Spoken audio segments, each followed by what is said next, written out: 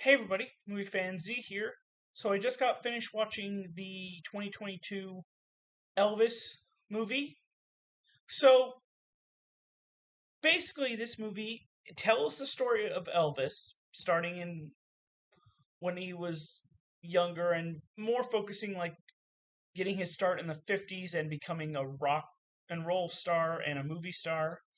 But it also tells a good portion of it of his complex relationship with Colonel Tom Parker, who is his manager, and just the complex relationship that they have throughout Elvis's career. So this movie is directed by Baz Luhrmann, who also did movies like Moulin Rouge and The Great Gatsby and Australia. And the cast you have is Austin Butler plays Elvis. Tom Hanks, in a surprising role, plays Colonel Tom Parker. You have another standout is, even in a couple scenes, Kelvin Harrison Jr. plays B.B. King. And you have Olivia DeJonge, who plays Priscilla Presley. So let's get into. Oh, before we get into positive news, here's my biggest thing.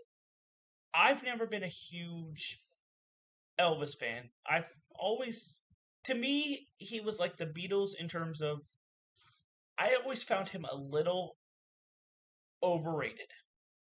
Not that he wasn't good, but I just felt like he got more praise than what he really did. I've loosened a little bit on that after seeing this movie, but even though I wasn't a huge fan of Elvis, Tom Hanks is my favorite actor, and I will try to watch anything he's in if I can. So let's get into positives and negatives. Let's start with negatives first. So thumbs down. The first one is that it was a little long. It was like 2 hours and 40 minutes, but it seemed to go on longer than that. And you definitely could have cut some in this movie. The other one, and it happened probably near like the beginning of the movie, but there were a couple times where they were integrating like modern music into like the time period of like the 50s, and it didn't work, and it kind of didn't. There were other times where you had like uh modern redos of Elvis songs, which kind of made sense. So those were my negatives. My positives, though, thumbs up. Even though it is a heartbreaking story, it's still a very well told story. To me, I compare it kind of to what like Selena and Get On Up are. I think those are two great music biopics. Where it's like it goes through the life of these musicians as well as like the drama behind the scenes.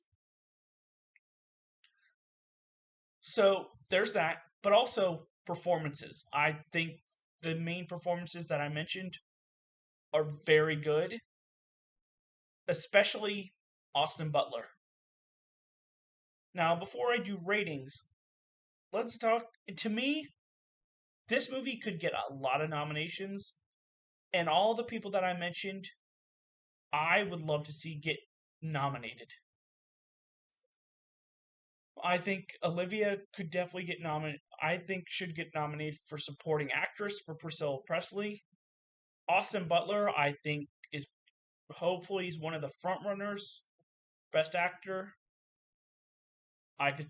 Kelvin Harrison might not get a nomination. I think in the scenes that he's in, he definitely does great in them. Tom Hanks, I would like to see get a nomination for this. It's so against type for him, but he plays it so well. So let's get into some ratings, though.